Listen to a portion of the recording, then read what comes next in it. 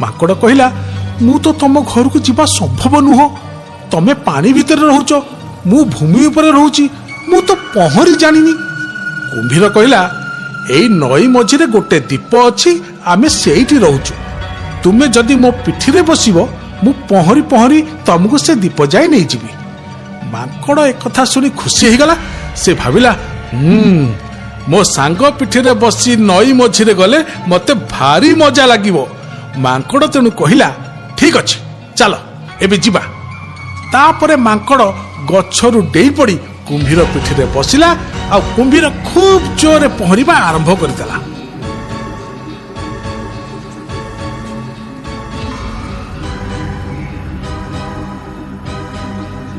ମଝି ନଈରେ ପହଞ୍ଚିବା ପରେ କୁମ୍ଭୀର ଭାବିଲା, ଏବେ ମୁଁ ମାଙ୍କଡ଼କୁ ସବୁ ସତ କଥା କହିଦେଲେ କିଛି ଅସୁବିଧା ନାହିଁ।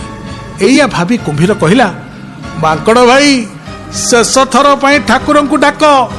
ମାଙ୍କଡ଼ ଏକଥା ଶୁଣି ଚମକି ପଡ଼ି କହିଲା, ସାଙ୍ଗ, ହዮ ସାଙ୍ଗ, ଏମିତି କାହିଁକି କହୁଛ?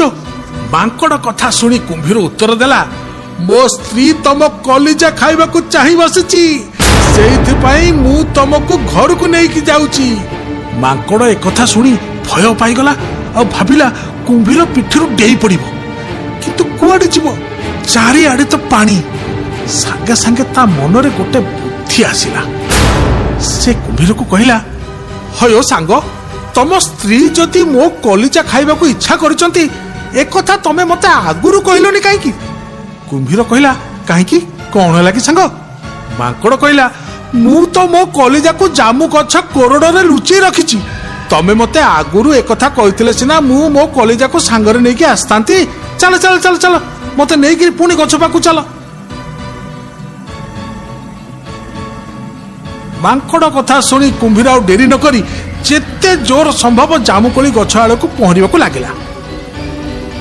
ସେମାନେ ଯେମିତି ନଦୀ କୂଳରେ ପହଞ୍ଚିଛନ୍ତି, ମାଙ୍କଡ଼ କୁମ୍ଭୀର ପିଠରୁ ଡେଇଁ ପଡ଼ି ଜାମୁକୋଳି ଗଛରେ ଚଢ଼ିଗଲା। ଆରାମରେ ଯାଇ ଗଛ ଉପରେ ବସିଲା। କିଛି ସମୟ ପରେ ମାଙ୍କଡ଼ ନ ଫେରିବାରୁ କୁମ୍ଭୀର ପଚାରିଲା, ହዮ ସାଙ୍ଗ, ତମ କଲିଜା ପାଇଲ କି? ଶୀଘ୍ର ଆସ, ଆମର ଡେରି ହେଇଯାଉଛି। ମାଙ୍କଡ଼ ଉତ୍ତର ଦେଲା, ଆରେ ବୋକା, ତୁ ଏତିକି ଜାଣିନୁ, କଲିଜା କଣ ଅନ୍ୟ କୋଉଠି ଥାଏ? କଲିଜା ସବୁବେଳେ ଦେହ ଭିତରେ ଥାଏ। ମାଙ୍କଡ଼ର ଏକଥା ଶୁଣି କୁମ୍ଭୀର ତା ଭୁଲ ବୁଝିପାରି ସେଇଠି ମନ ଦୁଃଖରେ ପଡ଼ି ରହିଲା। ମାଙ୍କଡ଼ ଯେତେ ଜାମୁକୋଳି ତା ଉପରକୁ ଫୋପାଡ଼ିଲେ ବି ଆଉ ମୁହଁ ଉଠେଇଲା ନାହିଁ କି କିଛି ଖାଇଲା ନାହିଁ। ଉପସ୍ଥିତ ବୁଦ୍ଧି ଯୋଗୁଁ ମାଙ୍କଡ଼ ତା ଜୀବନକୁ ବଞ୍ଚେଇ ରଖିପାରିଲା।